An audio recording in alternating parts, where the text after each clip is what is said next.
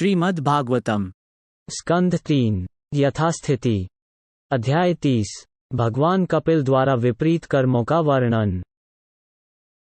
भगवान ने कहा, जिस प्रकार बादलों का समूह हवा के शक्तिशाली प्रभाव से अनजान रहता है, उसी प्रकार भौतिक चेतना में उलझे हुए व्यक्ति को समय की उस महान शक्ति के बारे में जानकारी नहीं होती है जिसके द्वारा उसे ले जाया जा रहा है।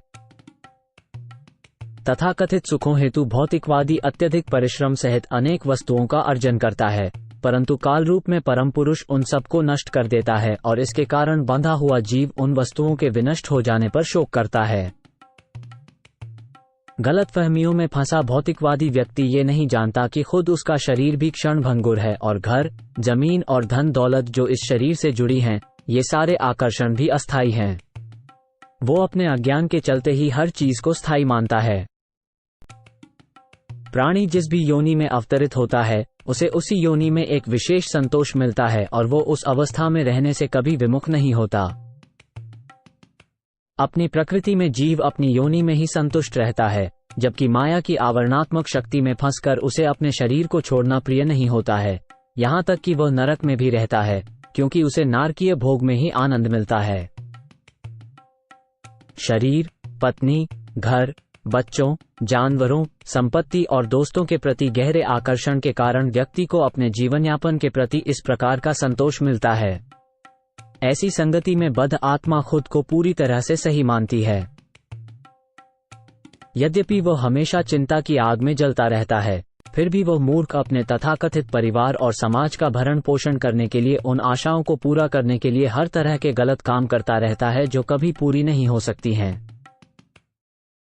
वो उस स्त्री को अपना हृदय और इंद्रियां सौंप देता है जो झूठे ही उसे माया से मोहित कर लेती है। वो उसके साथ एकांत में गले मिलता है और बातें करता है। वो अपने छोटे छोटे बच्चों की मीठी वाणी से मंत्रमुग्ध होता रहता है। आसक्त गृहस्थ अपने पारिवारिक जीवन में कूटनीति और राजनीति से भरा हुआ रहता है। वो लगातार दुखों का विस्तार करता है और इंद्रिय तृप्ति के कार्यों से नियंत्रित होकर अपने सभी दुखों के फल को भोगने के लिए कर्म करता है। यदि वो इन दुखों को सफलतापूर्वक झेल लेता है तो वो अपने को सुखी मानता है।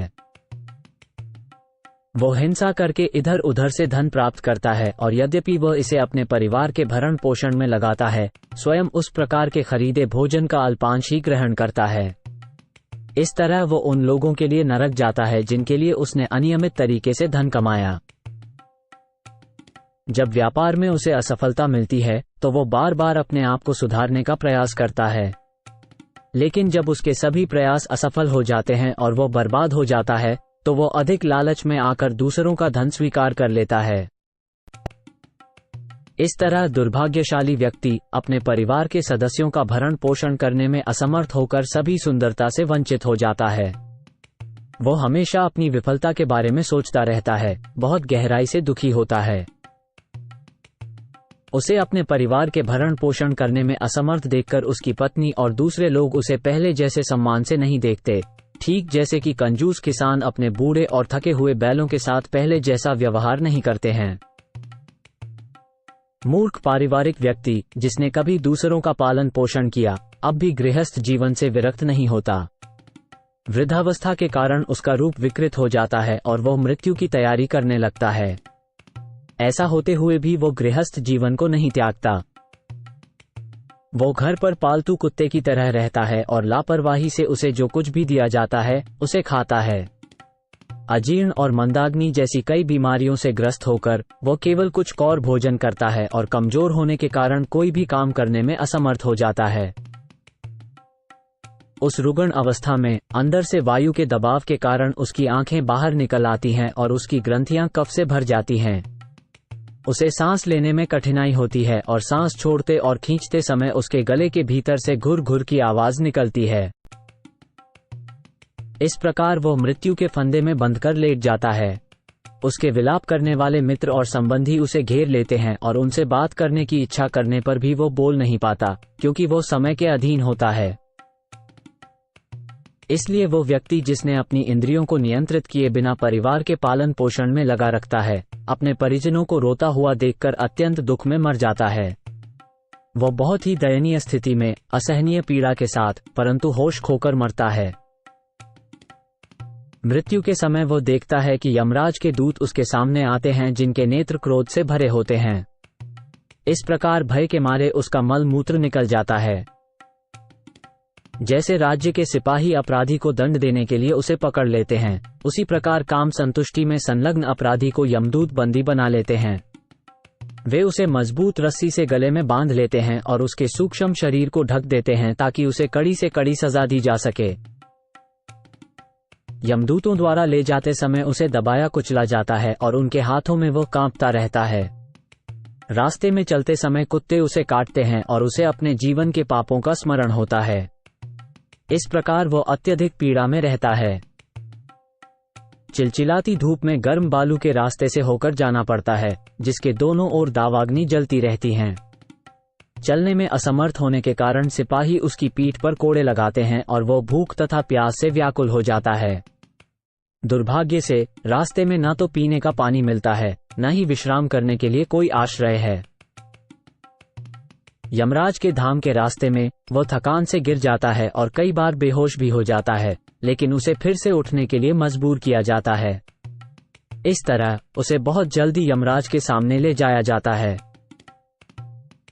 इस तरह से उसे 2 या 3 पलों में 99,000 योजन की दूरी पार करनी पड़ती है और उसके बाद तुरंत उसे भयंकर यातना दी जाती है, जिसे उसे सहना पड़ता है। इसके अलावा उसे जली हुई लकड़ियों के बीच में रखा जाता है और उसके अंगों में आग लगा दी जाती है। कभी कभी उसे अपना मांस स्वयं खाना पड़ता है या उसे दूसरों के द्वारा खिलाया जाता है।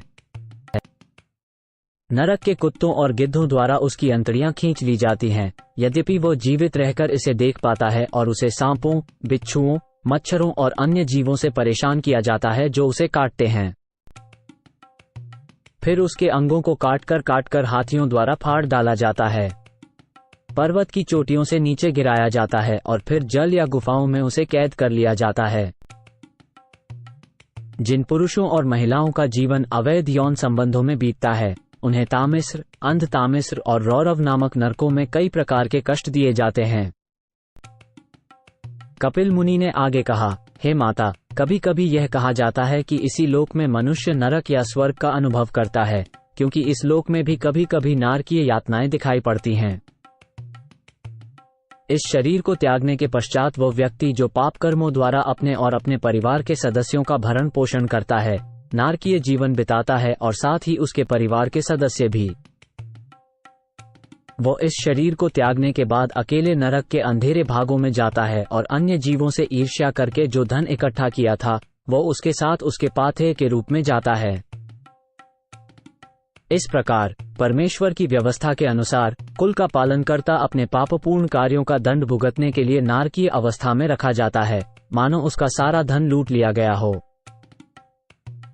इसलिए जो व्यक्ति अपने परिवार और सगे संबंधियों का पालन करने के लिए सिर्फ गलत तरीकों का सहारा लेता है, वो निश्चित रूप से अंधतामिस्र नामक गहनतम नरक में जाता है।